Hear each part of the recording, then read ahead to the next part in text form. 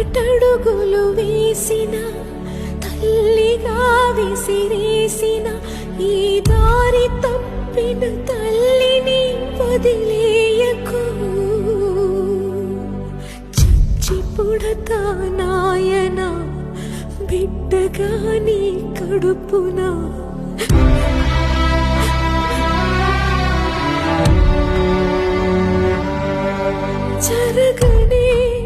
జరగదు ఇకపైన పొరపాటు.